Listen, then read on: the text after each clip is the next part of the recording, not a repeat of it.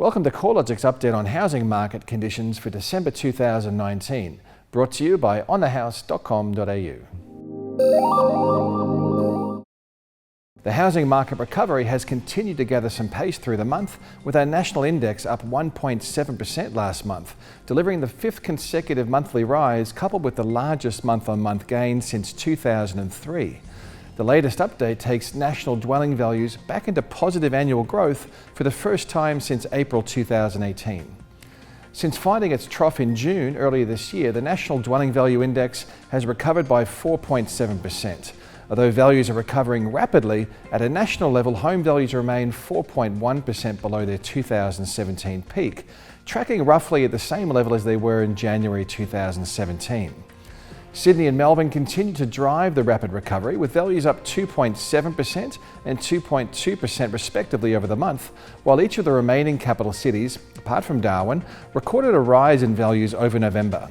In a significant turn of events for the Perth market, values edged higher in November. That's the first month-on-month rise in dwelling values since the downtrend took a pause in early 2018. Dwelling values have been trending lower since the mid-2014s, down a cumulative 21.3% through to the end of November. Over the past 13 years, Perth has seen house values move from being amongst the most expensive across the capital cities to now be the lowest.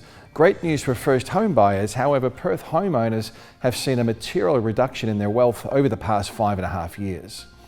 A variety of factors are supporting the strong gains in housing values.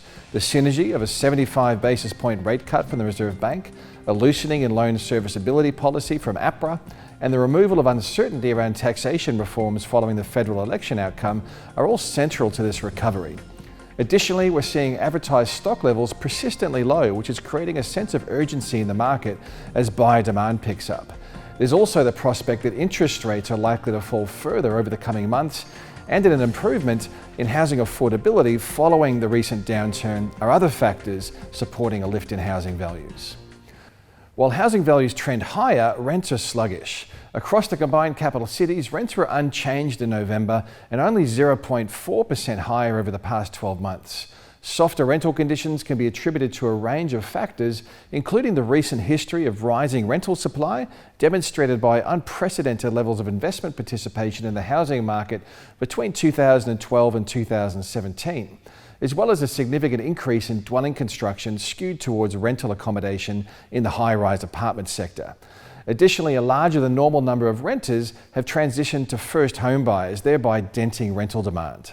Melbourne housing values were 2.2% higher over the month of November, taking values 8.3% higher since the market bottomed out in May earlier this year.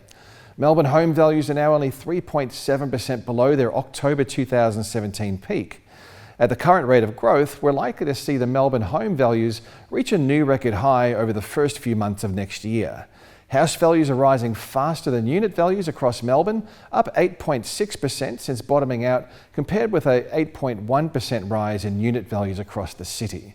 Stronger capital gains are concentrated within the upper quartile of the market, where Melbourne's most expensive 25% of properties have recorded a gain of 11% through the recovery phase to date, while values across the lower quartile are up a smaller 5.7%.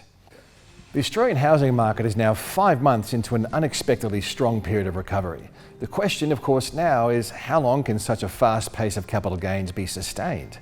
Annualising the growth rate over the past 3 months implies the national index is already tracking well above double-digit annual growth, while Sydney and Melbourne dwelling values are tracking around the mid-20% range for annualised capital gains based on the most recent 3-month period.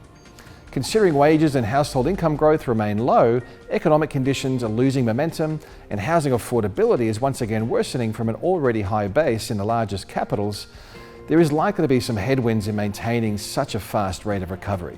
Additionally, the market is yet to be tested on higher supply levels. Advertised listing numbers have remained seasonally low throughout spring due to a low number of new listings and an increase in the rate of absorption as buyer demand lifts. With selling conditions looking very strong, there's also a high probability that listing numbers will show a material lift throughout the first quarter of 2020, which will provide a test of the depth of the market and potentially ease some of the urgency that's contributing to higher prices. Smaller cities are starting to show a stronger growth trajectory in the housing market, including Perth, where housing values have been trending lower since mid-2014.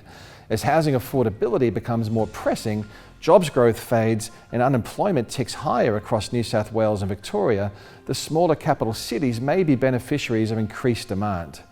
Based on data to June from the Australian Bureau of Statistics, there's a clear trend towards stronger interstate migration rates into Queensland, as well as a reduction in the interstate outflow from South Australia and Western Australia.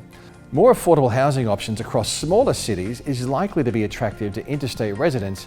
However, jobs growth and the unemployment rate is generally weaker relative to the larger cities, which remains a barrier to higher housing demand. With interest rates likely to track lower in 2020, we could see additional stimulus counteracting some of these headwinds. Mortgage rates are already at the lowest level since at least the 1950s, which is one of the main factors supporting an increase in market activity. If rates do move lower, no doubt policymakers will be watchful for any triggers that could provoke a policy response limiting housing credit. Previous rounds of macroprudential policies have had an immediate effect on slowing the housing market activity. As the housing market quietens through the festive season, we expect activity to ramp up in February. You can stay up to date with all the housing market news at www.corelogic.com.au. No doubt the new year will provide just as many twists and turns in housing market conditions as 2019 has. Until then, have a safe Christmas and Happy New Year.